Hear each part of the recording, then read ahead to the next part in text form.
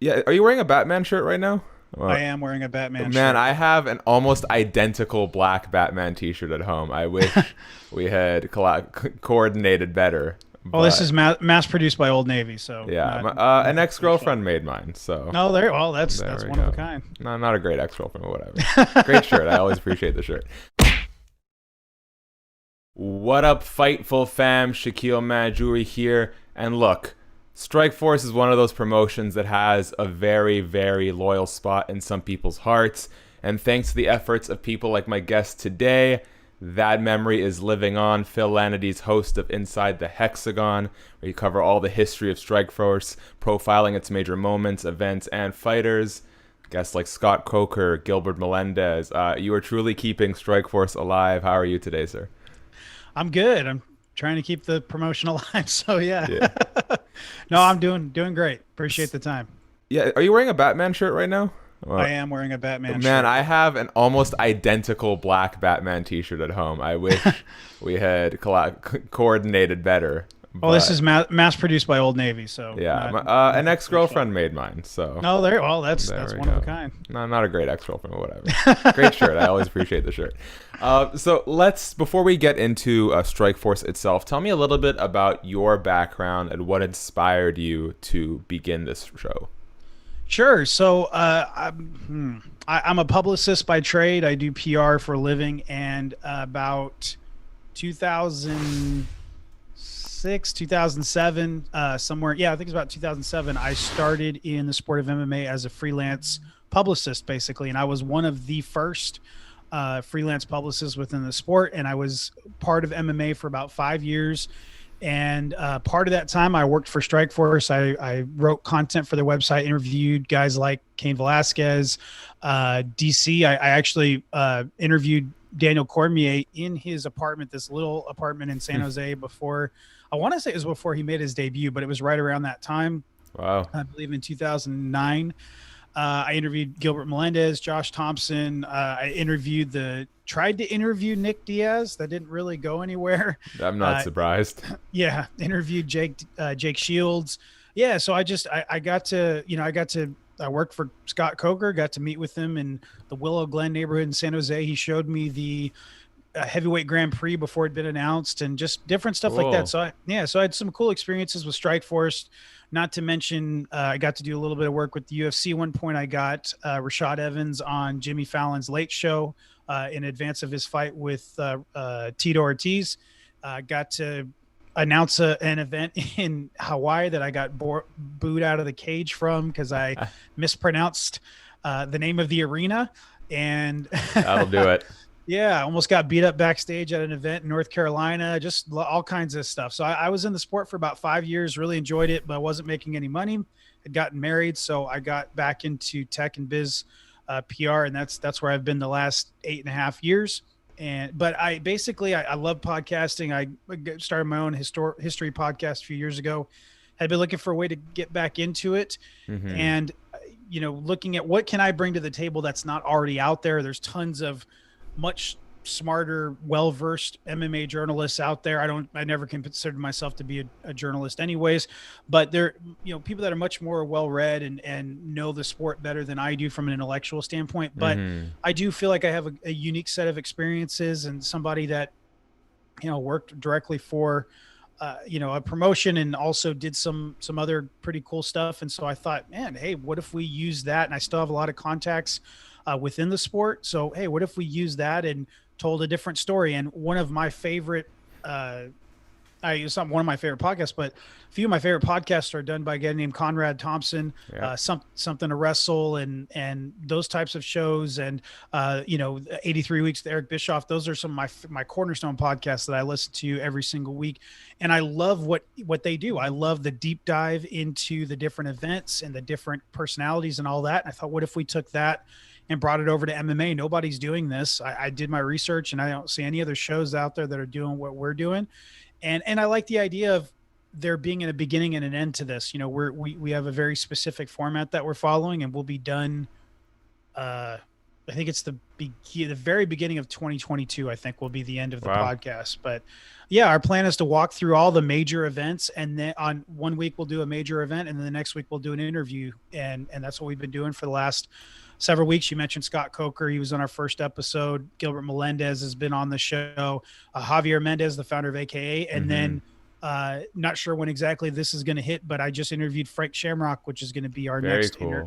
our next interview podcast. So it's been really fun diving into the events. Our most recent event podcast or event episode was Shamrock versus Baroni, which is one of my favorite fights of all time. It's such an incredible event. You had Elite XC rising from, well, not from the ashes, but rising up during that time, and kind of a forced partnership with Strikeforce and all that stuff. But yeah, there's just so much to get into, and I'll let you talk in just a second. But when I talked with Scott Coker about this before, because I wanted to get his permission before I decided to launch the podcast, and it's not affiliated with Bellator or with him in any way, but I wanted, it was his baby, and I wanted to get his approval. His one question when I kind of laid out my idea was, do you think there's going to be enough content? I'm like, yeah, you guys did about 60 events, and we're not covering the challenger events, but that's still about 40 major events plus all the fighters, some that are still active. There's so much to get into, and I've had no problem coming up with. In fact, all my episodes are already planned through 2022. Jeez. So, yeah, so I've did my research, got my stuff in order, and I'm enjoying it so far. Well, and I commend you on finding a niche to explore, because I have fighters reach out to me from time to time.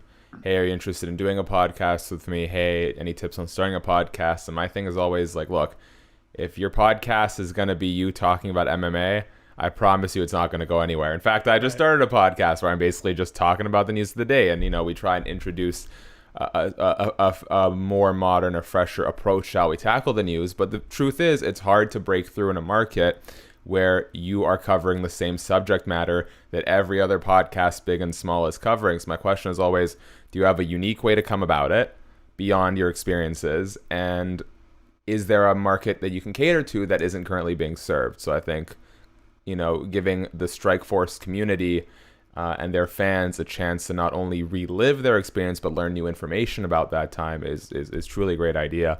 What is it about Strikeforce that you love so much?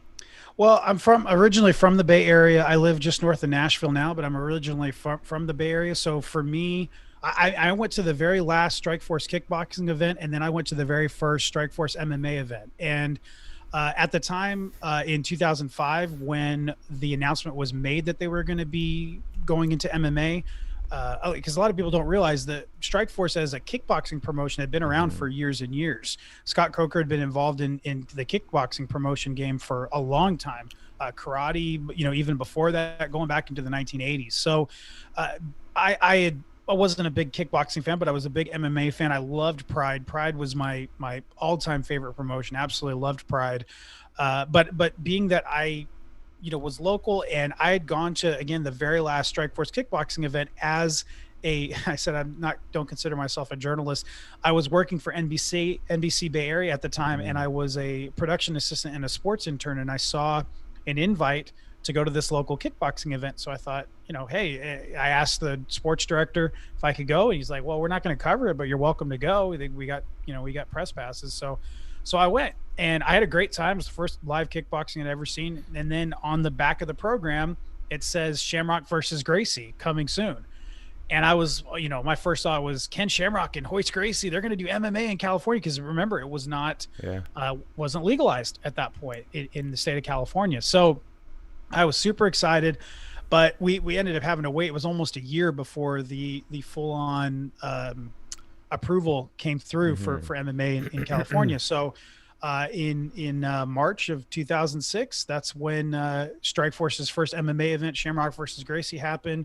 I was there for that. 18,000 people, just as a fan. I had nothing to do with the promotion. I wasn't involved in the sport yet or anything, but just because it was my local homegrown, I could drive a half hour and get to, or less than half an hour, and get to the arena and watch the shows. I wanted to support my home promotion, and I've always been somebody that roots for the little guy, and so having a promotion that's coming up, I wanted to support him. And and the fights were good. I enjoyed watching the fights. And so, yeah, that was really what got me involved. And I was at the height of my MMA fandom at that time. And so when I saw, yeah, Strikeforce and local promotion and all that stuff, man, and then the fact that they named it Strikeforce, I'm an old WWF fan, and there was the Rick Martel, Tito, almost said Tito Ortiz, Tito Santana tag team from the '80s, Strikeforce. Not that I was a big Strikeforce fan, but there's some good vibes that come from hearing the name. So I think that probably came with it too. But yeah, I thought it was something a little bit different, and I thought it was something that we could, something I could maybe someday get involved with. But that wasn't my thought early on. I just wanted to support something local. When you speak with Scott Coker, Gilbert Melendez, Javier Mendez, Shamrock about Strikeforce, is there like a through line? Is there something that all the subjects take away from their time in Strikeforce that resonates? That's a good question. I mostly good thoughts, like good memories. That like if I could kind of, I know that might be a little bit broad and a little bit general, but they all just have such fond memories of the promotion, of just how much fun it was. And Coker telling me about the in our first episode, he relayed the story of when he the cage for the first event was supposed to arrive, obviously, well in advance, and he didn't even know how to get a cage together. And he ends up getting Sven Bean, who's longtime promoter and manager and different things within MMA, had given him the name of a guy, ironically in Tennessee, that could put together a cage. And cage, it was a week late. It was 2 weeks late. Now it was 3 weeks late. Now it's the week of the fight.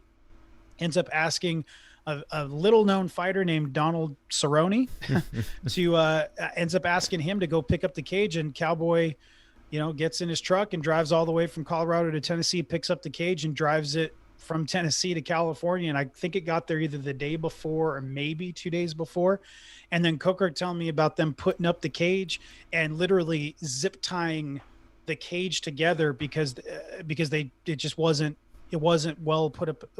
put together well enough. And so they went and bought a bunch of zip ties and held the cage. It sounds crazy now, but that's fun stuff. Those are fond memories. Again, 18,000, you set the North American MMA attendance record on your first event. I mean, that you sell out your local arena. I mean, how great and Coker told us in his interview, he didn't get any pleasure out of it because he was such a nervous wreck. But, Gilbert talking about making his name, and Javier talking about how AKA, was really, Strikeforce was such a boon to AKA, and obviously vice versa. And Frank talking about, headlining these events and all that, getting that promotion going and all that stuff. It's just, if there's one thread, it's just how much fun it was and how much they enjoyed it and just the great memories that they got from it.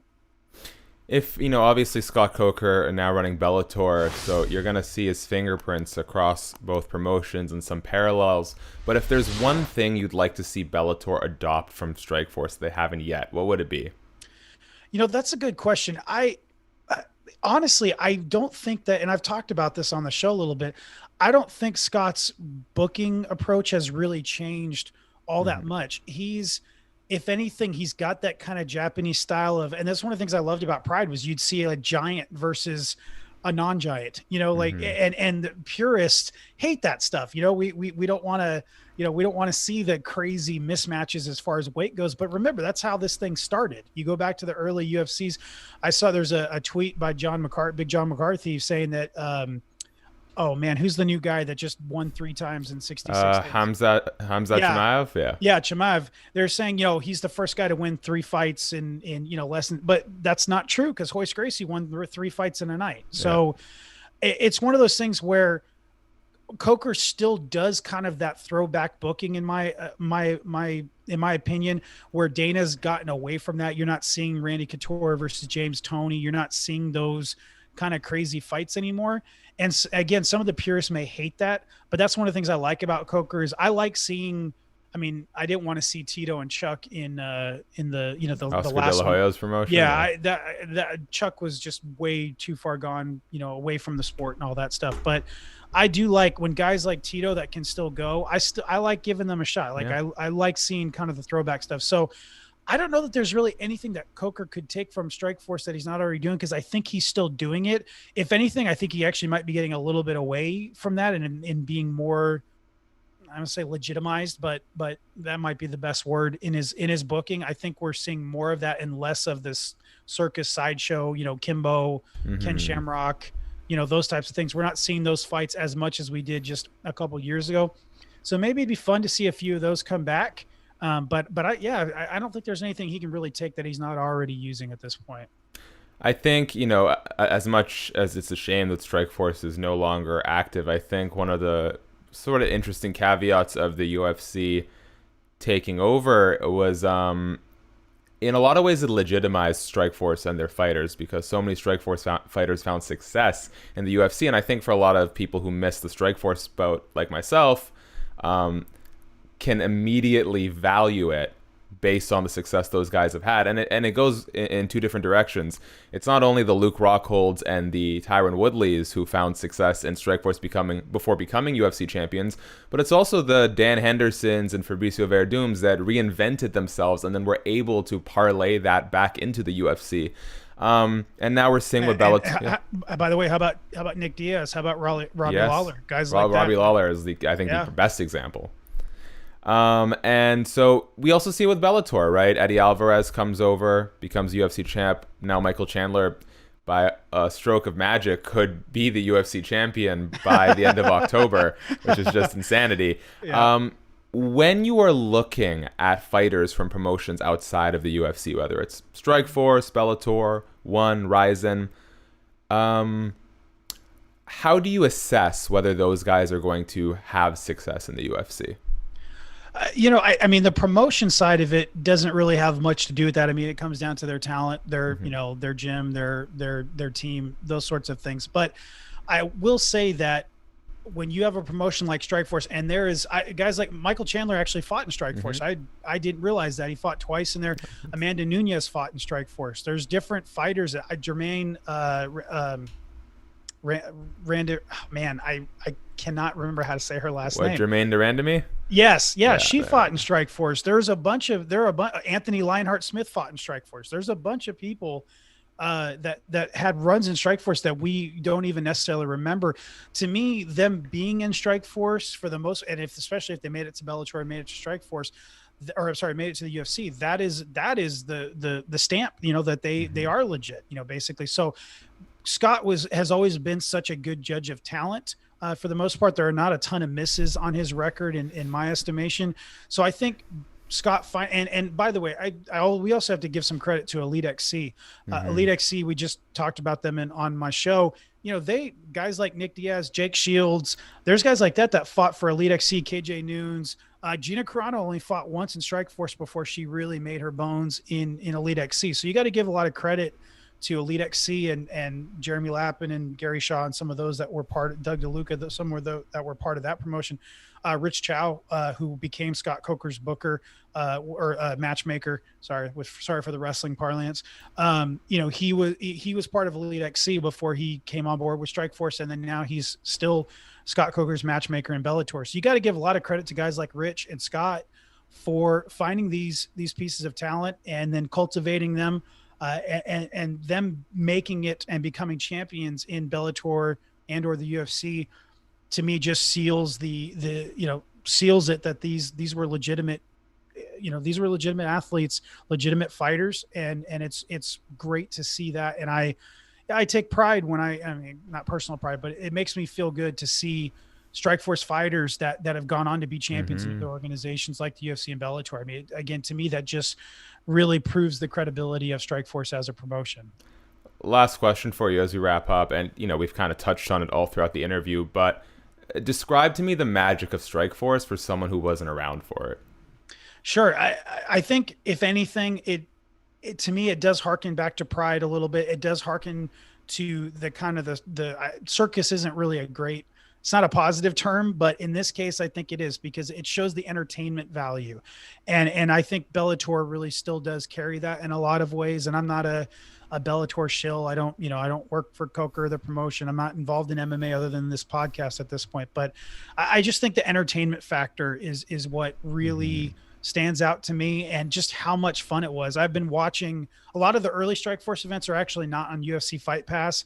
I've had to kind of piece them together from finding the videos in other places, but to hear Mauro Ranallo, with some of his signature calls, and seeing guys like Kung Lee. I mean, Kung Lee in his early fights, and you can see how much talent and how complete of a striker he was. And just watching guys like Frank Shamrock put on incredible performances, incredibly entertaining performances.